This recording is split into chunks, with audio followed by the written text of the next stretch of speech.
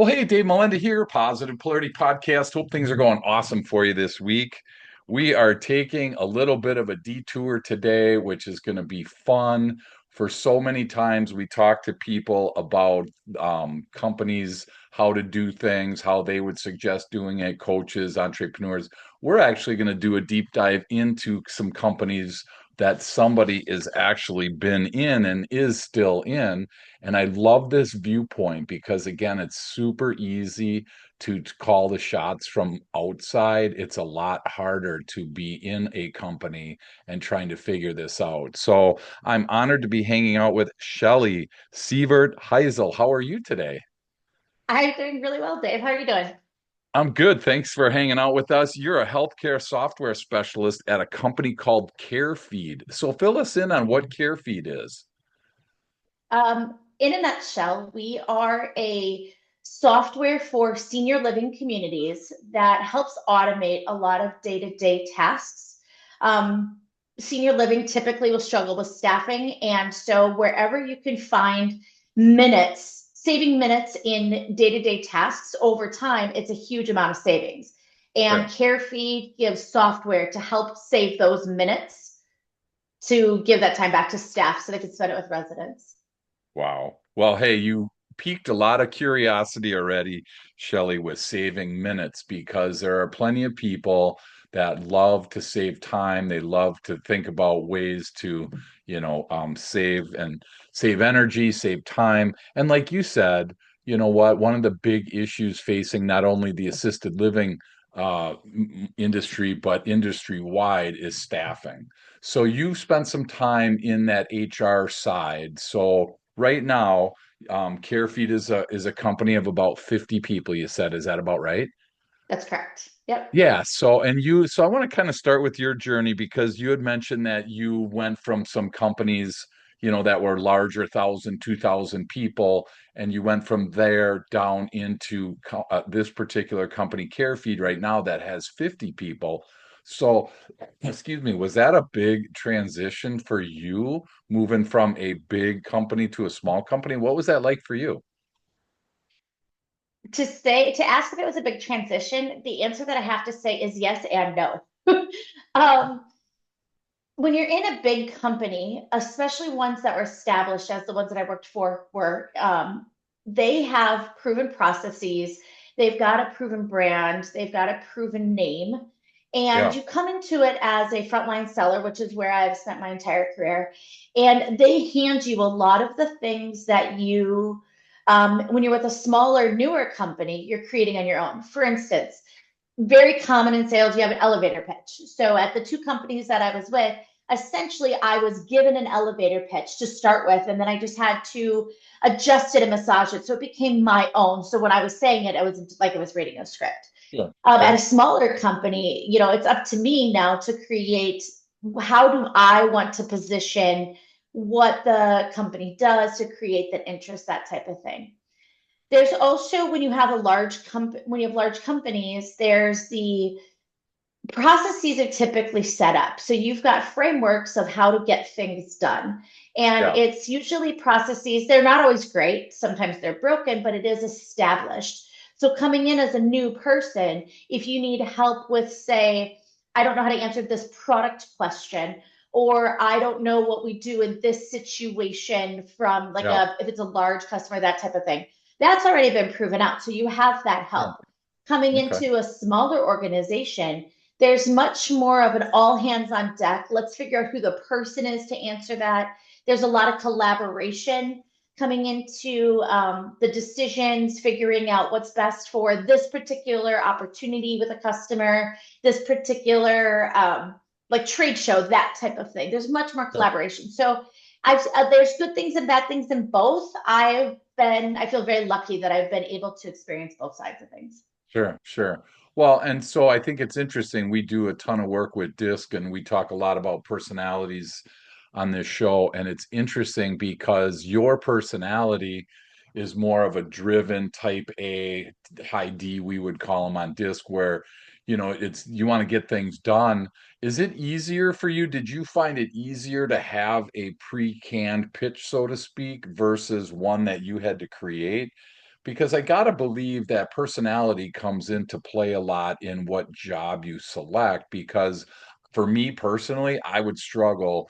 That's why I always start my own businesses, because I don't want to have to walk down a path that's already got footprints in it, so to speak. Is that how it was for you? Is that easier for you, or did you prefer to kind of create your own elevator speech in that example? Um, Great question. So I am the epitome of taking somebody else's work and making it my own. Don't Okay. reinvent the wheel. That is the Okay. epitome. That's the epitome of mine. So what I liked about being given, here's what we say about the company, Sure. but given the liberty to make it my own, I didn't have to start from scratch. So I Sure. really liked that because it cut that piece of it in half. But coming to a smaller company and figuring out, now I like the fact that I had 20 years of experience doing all of this and coming in, knowing what works for an elevator pitch, and then just massaging all the different things. And what I told you at the beginning of when you asked what we do, that's where I've landed for now. But you never Yeah. know. Like, Sure. because the elevator pitch should constantly be changing, should be Sure. adapting to the person you're talking to, all of that type of thing. So I would Well, say, yes, I am high D. Yes, I am yeah. type A. But I also love the fact that I save time with not having to create from scratch my own elevator pitch. Sure. Yeah. Which again, D people love results. They love the thing to get done quick. So I can see where that happens. And again, there's no right or wrong answer when it comes to personalities. So there will be people listening right now, Shelly, that again are their ear is tuned in because of the saving minutes piece. But then there's also people that are tuned in because they may want to talk about, and hear about, I'm struggling with my staff and I'm having a high turnover. So we'll try to, go through some of these today and just walk through this. And again, I love the fact that you're in the trenches, you're doing the work. It's easy for us as coaches to say, hey, do this, do that. It's easy to be an armchair quarterback, so to speak. So I like the fact that you're in this world. Why healthcare or why senior living for you? I mean, was there some certain reason that you were drawn to it? Or was it just an ad that you responded to in a newspaper a bunch of years ago? What was it about senior living that kind of drew you? I was lucky enough to fall into it 21 years ago. My Okay. best friend worked at the company that I started my career at. And after 2 weeks of working there, she called me and she was like, you need to come work at this company. They have the same philosophy about customers that you do. And Okay. that's that basically you want to not just satisfy your customers, you want to thrill them. And that's what the Yeah. company was based on. I believe it's still based on that. And so I didn't go into it thinking senior living is my life, is my passion.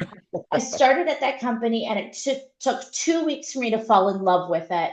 And now I Sure. say all the time, I will only leave senior living industry if either I'm forced to leave because they drag my cold body out of it, or because I'm moving into a senior living that hopefully is somebody that I'm familiar with. But Sure. I find in senior living, the beauty of it is I get to help those that care for the people who built the world I live in.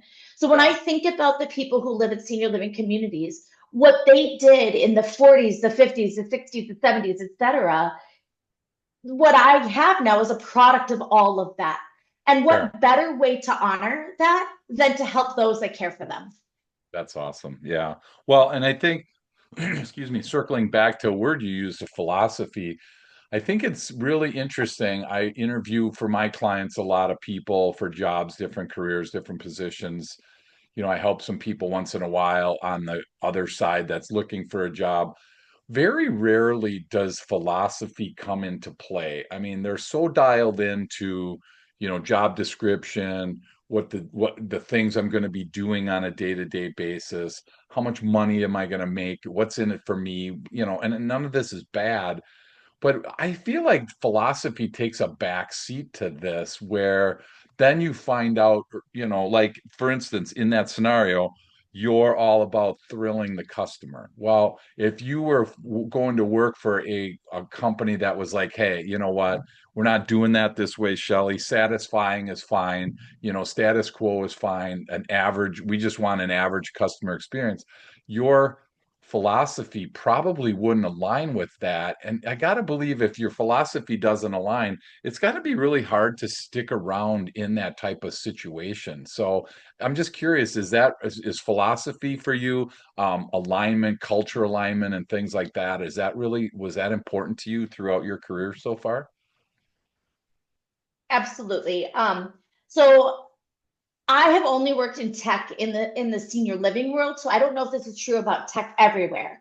Okay. But I was talking to a operator. That's what we call the people who run the buildings. So I was talking to an operator once, and he and I got to know each other because I sold him tech, and we're still friends. And about a year and a half ago, I had a conversation with him, and it was a strictly I asked him the question, when it comes to tech, tell me everything, the goods, the bads, all of it in senior living. And he proceeded to talk for the next 20 minutes straight about tech and senior living and how much is there now and how a lot of it is not completely like ready for consumer consumption on all of that type of thing.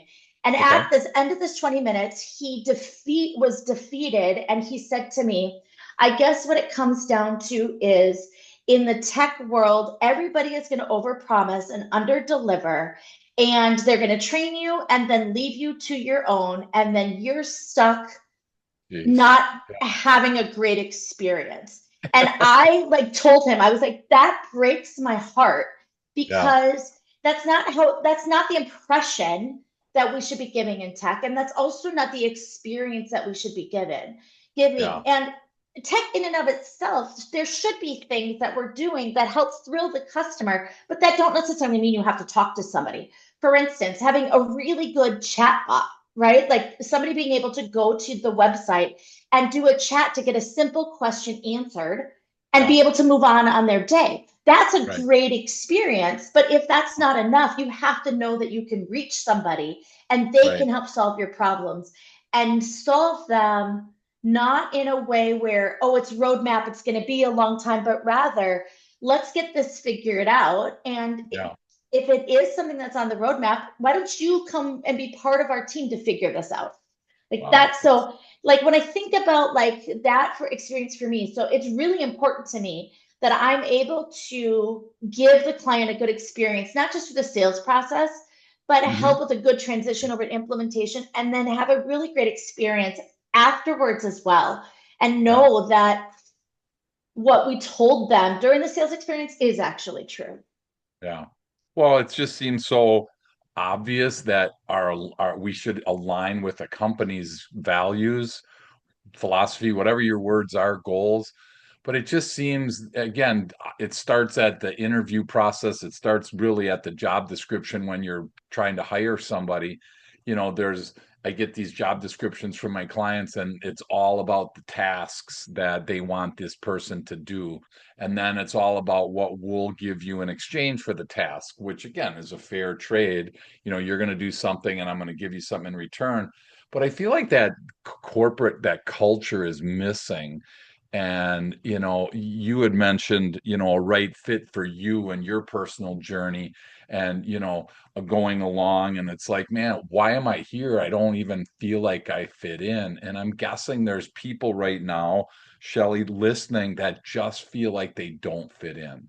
So what word would you give to them, for somebody listening that isn't really fitting into their team, fitting into their culture, their company, for whatever reason, good, bad, right, or wrong? Any words of encouragement that you would give them? Um, oh, there's a lot to unpack there, Dave. But the first thing that I would say to the person is pay attention to those feelings, but also where they're coming from. So, are those feelings just because you're uncomfortable in something new and you haven't figured out your company yet? Okay. So, don't make a hasty decision. Something at the beginning of the process, whether it be the interview, the like the conversations that you had as you were getting hired, something drew you to that company and something made you want to work there. Yeah. So pay attention to where the feelings are coming from. Because if you're just uncomfortable, sit with it because that's where we grow. One Yeah. of my, I maybe you even brought this up in one of the trainings that I had the pleasure of helping with. But I firmly believe that there's no comfort in the learning zone and no learning in the comfort zone. So if you're Yep. uncomfortable, you're going to grow from it, you're going to learn. So first and foremost, pay attention when those feelings come. The second thing is, what have you done to try to help change the culture of the team, of your Yep. relationship with your boss, of your relationship with your peers? Because even if it's not a good fit, but you have tried nothing, when you leave, you're not going to have anything new in your toolbox for having a difficult conversation or Yeah. asking a better question or maybe helping your peer group change the way things go. Because culture Yep. is not top down and culture is not bottom up. Culture is this huge circle and everybody has to have their part in it. So Yeah. I believe those two things. But when you realize that something is not a fit and you've done the things that you need to do and you've taken like ownership of, I have tried, I have done this, be really transparent without being accusatory to your leader. So Yeah. I was very blessed when I was at a company that it was not a good fit. I actually had a very hard conversation with my then manager. And it was probably one of the best conversations I ever had. And when I then turned in my resignation, like 3 weeks later, my resignation, actually, the conversation went, he said, I have the utmost respect for you because making this decision was not an easy one. I Yeah. have nothing but good wishes for you. This is not a bridge burned. I hope to Sure. see you at a conference and Mm. I hope that we can continue to be colleagues. Yeah. And that was an amazing experience for me. And I got to tell him that he was one of the best bosses I ever worked with. He was Sure. very transparent, he was very good. But because I had done all that other work, when I Yeah. resigned, it was not a surprise and it was not hard to give my resignation. Wow, that's cool. Well, and I think you bring up a ton of great points there. We do talk consistently about comfort zone because there is no growth outside of the comfort zone. And like you said, there's really not a lot of comfort in the growth zone.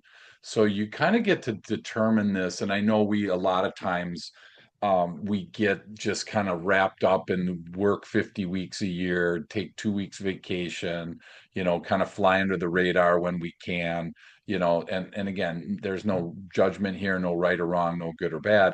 I just think that I think a big blind spot that I see is what you identified is this change piece. So you're in this big company and I gotta believe at least part of you is like, man, I'm not going to be able to change this place. And then you start thinking about, well, why change the place? Why not just start changing my department, or why not just start changing my immediate area, my desk, whatever it is. I love the fact that we can be an agent for change and start at little spots.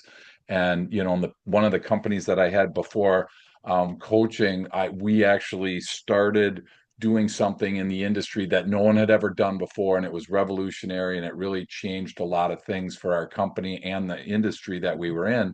And it was started by an idea that I had, and I'm like, right away it comes in, oh, no one's going to want that. That's a dumb idea. You're fighting all those, demons in your head. And so when you were in this large company, did you struggle with this thought of I'm just me. How can I change this big conglomeration? Or were you like, hey, I'm going to just change whatever I can? Which one were you? Definitely the second one. I would say that I am an agent of change. I have been in my professional career, I've been asked to help with difficult changes because I can help coach people through it. I can get through it myself. Um, I have never. I take that back. I shouldn't use the word that never. As I have matured, I believe that each one of us is necessary to be where we are, right? That's why we're here. So if that's the case of I'm necessary to be in this spot right now, and I'm feeling something that needs to change, that's probably true, right? Like I need to step up and say, hey, to a leader, and I've had this conversation.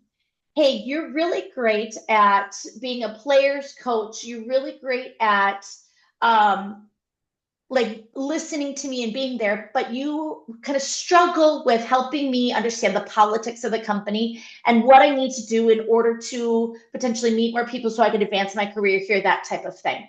And I Wow. gave that feedback to my leader, and he actually then sought out, like, he's like, you know what, I am not that great at it. Let me help you get connected to some other people who are. So being able to have that conversation with him, then it actually trickled down to my team. And I think within like a year, more than 50% of the team had been promoted from within because Wow. he understood, oh, my team needs this Sure. and I can help my team. And he was a really fantastic, like promote from within, get my people what they need, their development wise. But like that was his blind spot. And so I don't think that just sitting here, a frontline salesperson as part of a sales team, I don't feel like I can't change things. No. I No. feel like if I work on things a little bit at a time, eventually it'll change. It's the drop of water will erode a rock. It's the same thing. If I'm Sure. consistently working on helping other people change, the organization itself can't help but start changing. Wow. Yep. That's so cool. Hey, we're going to take a quick break. When we come back, I want to keep going on that topic because I have a question and a comment for you, Shelly. So we'll be right back. Welcome back. Honored to be hanging out with Shelly Sievert-Haizel, and we are talking all things in the office. And I'm loving this conversation from a different perspective because she's living it every day. And you alluded to this before, and I think that there is a paranoia, and it's probably not as much now, but boy, there was a paranoia for a while that I don't want to say anything to my leader because I don't want to get fired. I don't want to get in trouble. I don't want to be labeled as a whiner, complainer, blah, blah, blah. I think that that's really switched, especially because, like you mentioned, what does a leader do when they have a blind spot? Everybody has blind spots. That's our next book that we're working on is Business Blind Spots. And it's one of those things that we all have them. Well, how am I supposed to get better if somebody doesn't tell me about it? So, but I think that the word I wrote down was respect because I had people come to me when I owned a company. And when I was there in that position, I had people come up to me respectfully and share their thoughts. And then I had people come up to me disrespectfully. And I can tell you from my experience that disrespected people or disrespectful people don't get nearly as far as respectful. So I'm just curious if that's kind of the same thing that you've seen in your career that the it's not the message as much as it is the delivery of the message. And I just want to get your feedback on that. So I early on in my career, I very much had that. I don't want to say anything, I'm going to get in trouble. Yeah. And I was very lucky that I got to go through some training. It wasn't your training, but I got to go through some training that helped me understand some different concepts like direct but kind and like kind of understanding where the other person is coming from. Yeah. And the third thing, and I will never undersell this, is practice. Now, it doesn't mean like memorize what you're going to say, Sure. but write it down and say it out loud a couple of times because it's going to help you deliver the message better. And Right. so, like, when you do need to talk with somebody who is, when you do need to talk to somebody who is struggling, or like you see a blind spot and it's a leader or something like that, sit down and say, like, maybe you want to tell them, like, you're really bad at time management. You are late for meetings and then our meetings run over and it's disrespectful, right? You don't want to just come out and be like, you suck at time management. But what Right. you want to do is say something along the lines, and it's very much that like therapy type thing, but you want to Yep. like look at it and say, like, um, when when we have a scheduled meeting and it doesn't start on time, or it goes over, I feel that my time is not being respected, but I Sure. also feel that those around this time, their time is not being respected. How Yep. can I help you make sure that our meetings start on time? Sure. Right? So that's a completely different thing Yep. than you're terrible at Yep. time management. So I Yeah. just Yeah. think like be brave, because if Yep. I had something happening to me that was detrimental either to my career or to like what I wanted for my goals, I would want somebody to be kind and come to me and say, "Hey, I noticed this. How can I help you Right.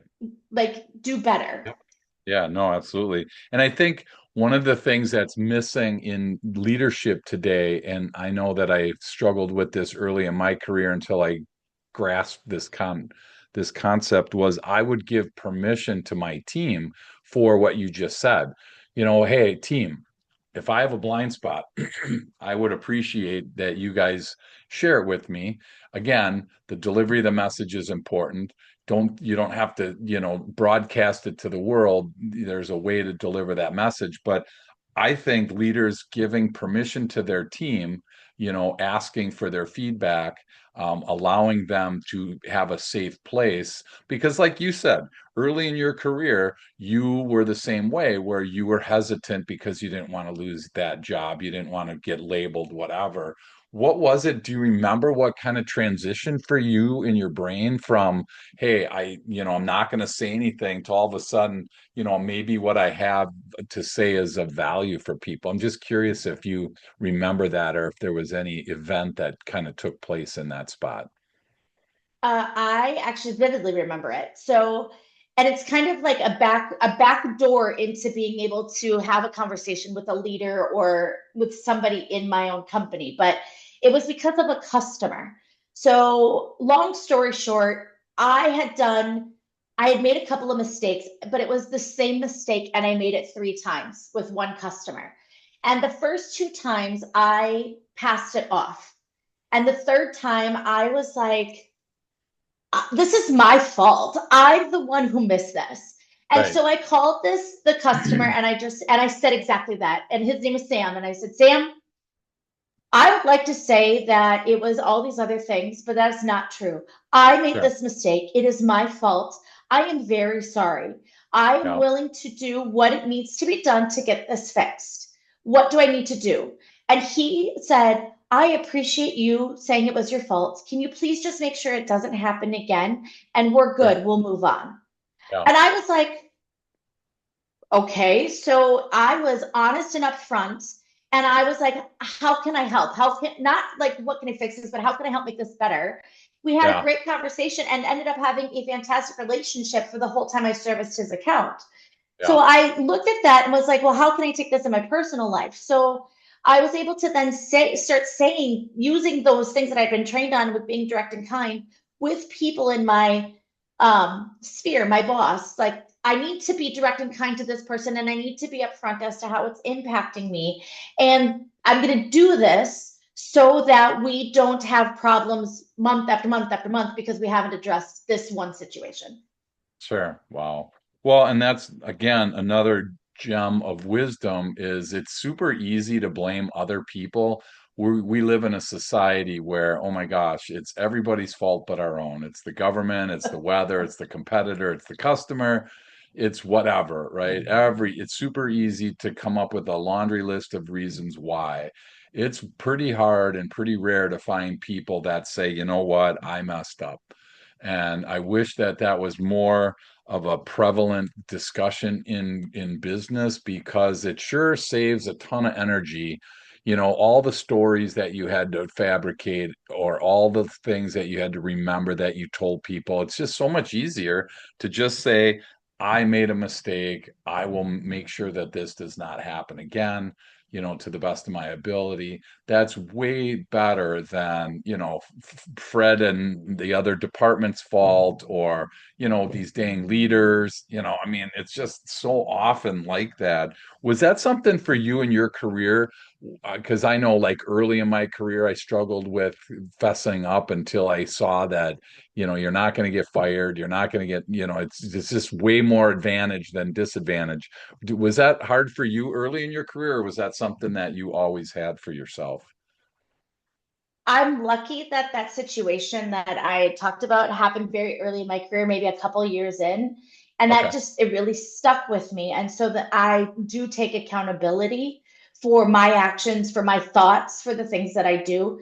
I also recognize that there's a reason we have the saying to err is human. Yeah. And you mentioned like the blame culture and it's everybody else's fault. And I think that what we have to remember is if you do something for the first time, more than likely you're not going to be an expert at it. You're going to make mistakes because that's how you learn and all of that. So you have to give yourself that space to be like, I need to let myself learn.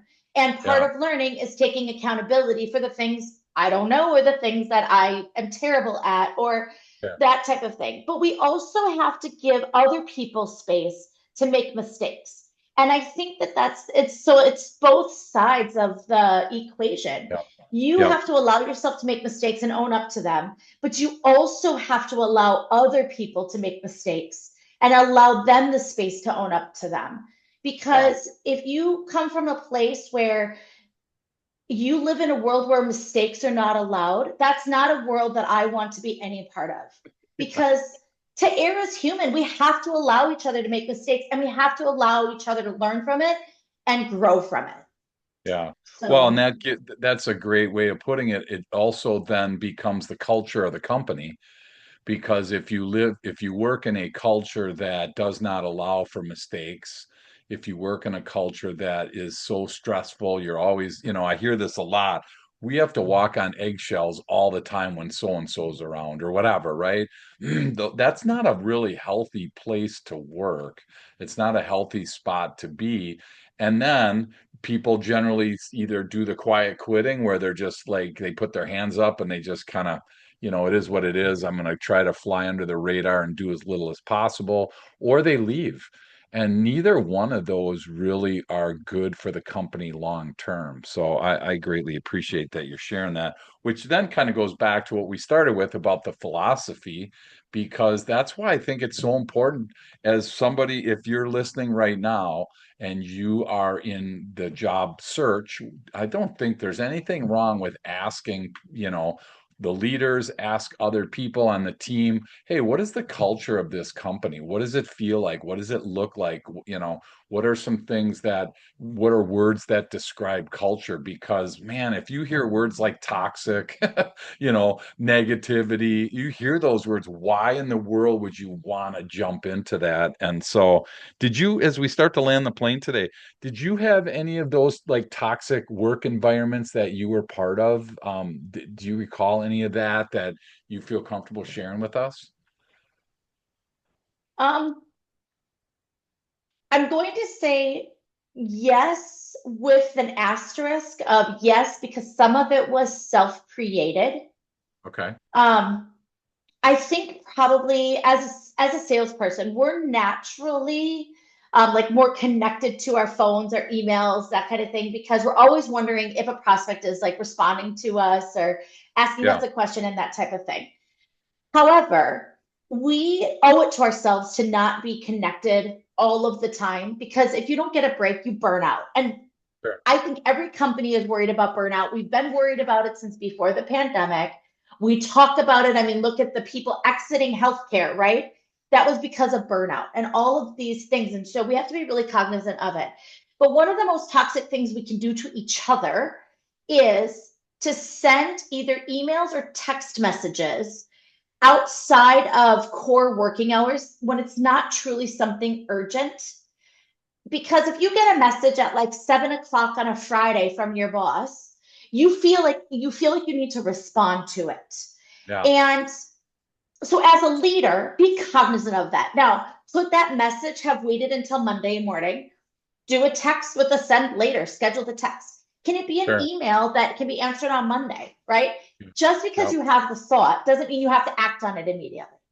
But Right. as an employee, as a team member, you also need to give your boss the same thing. So you can't send a message, send a text, call on something that is not urgent just because you're worried about it as a seller, Yeah. right? Yep. How different will it be for the client or the prospect if you get them an answer at 5:05 on a Friday versus getting them at 10 o'clock on a Monday morning? Because Wow. if you can wait till 10 o'clock on a Monday morning, because this isn't a life and death situation, Sure. let's give also our bosses that respect of, hey, I need to talk to you right away Monday morning. I'm going to go ahead and book it in your calendar and then have a good weekend and come together refreshed and ready to go. So I Yeah. think one of the most toxic things we can do is expect people to answer right away and to not be cognizant of what happens in somebody's mind when they get a text message at 7 o'clock on a Friday night. Yeah. I was very responsible for doing that for much of my career. I no longer do that out of respect for myself, my family, and then also for my leader and my teammates. Yeah, that's awesome. That's really well said. And again, our goal today is some practical pieces that you can just kind of, retrospective look in yourself and say, am I struggling with this? Am I doing this? How can I, do small course corrections? Because again, generally these aren't massive changes we're talking about. They're little pieces that we do different tomorrow than we did today. And as we do these little course corrections, eventually we end up in the spot that we want to be. So one last question, Shelly, and I'm going to let you go. What would your tip of the day be for somebody listening? Maybe it's something that we covered already that you want to reiterate. Maybe it's something that you have on your heart that hasn't got out yet. But what's one tip of the day that you have for us? I probably could give a number of tips. I'm going to give one tip and one thought. Okay. So the tip would be pretty much, I'm going to repeat exactly what you just said before you asked me the question. And that's that you don't have to make massive changes to have a massive impact. Sometimes doing small little course corrections, don't send the text message after hours if it can Right. wait till the next day. Right. Don't book a meeting over somebody else's meeting, that type of thing. These are small changes you can make that will have a huge impact on your relationship with the person that's on the receiving end of that. Awesome. The thought I'm going to reiterate is let's make sure that we allow ourselves to make mistakes and that we allow others to make mistakes so that we can all learn and grow from each other. Let's get rid of cancel culture and let's give each other that grace so that we can all grow together and really have the best experience across the board. That's great. Yeah, we love giving get out of jail free cards. It's one of those great cards that you get in Monopoly that you like have and you hold on, dearly because if you get stuck in jail, in Monopoly, it can change your whole, persona of the game. So it's the same at work. So I just want to play off of what Shelly said and encourage you today. You know what? Go out of your way today. This is my challenge to you, the listener. Go out of your way today to give somebody the grace that they don't need, don't deserve. Because you know what, grace isn't deserved. It's a something. It's a favor. It's helping somebody out. It's going above and beyond. And I think that if we all did that today for one person, wherever it is, maybe it's a server that messed up your lunch order, maybe it's, who knows what it is, but I just would love to see get out of jail free cards all over the country today, all over the world, because that's just so needed in today's world. So thanks Shelly for sharing that. If people want to learn more about you, if they want to connect with you, maybe something that we talked about today sparked something that they want to ask you, what's the best way for people to connect with you? I am all over LinkedIn, so you can find me there. Just Shelly Sievert-Haizel. Email, I'm going to give you my personal email. It's Sievert, Siev like Victor, ERTSR at gmail.com. And I would love to connect. I'm a student of human beings. And so I love meeting other people and understanding what motivates them, what makes them tick, how can we help each other have a better experience in this life that we live. That's awesome. Awesome. Well, hopefully today we were able to give some practical information to you that is going to help you. I know already for myself, I'm guilty of texting people after hours. So that was a great reminder. It was a slap on the wrist, but it was well needed. So thank you for sharing that. And again, it wasn't done in a mean spirit. It was just, hey, consider the other person, because so often for me, I'm just like, oh, check that off my list. I love checking things off my list. And so this is one of those pieces for me. So thank you for that. Thanks, Shelly, for sharing a glimpse into your world. And again, for somebody listening, rather than just jump into your next podcast or jump into your next event, whatever it is in your world that you're doing right now, just take stock to what we just talked about for the last 30, 40 minutes and just find one or two things, those small little course corrections that you're going to commit to doing so that you are a better person tomorrow than you were today. And if that works, then this episode's been a huge success. And again, I appreciate, Shelly, everything that you're doing in the assisted living world, because that is a tough spot. It's got to be just really, I can't even begin to imagine what's all involved in the assisted living. So thank you for your service there, and thanks for everything that you're doing. Thank you, Dave. It was a pleasure talking with you today.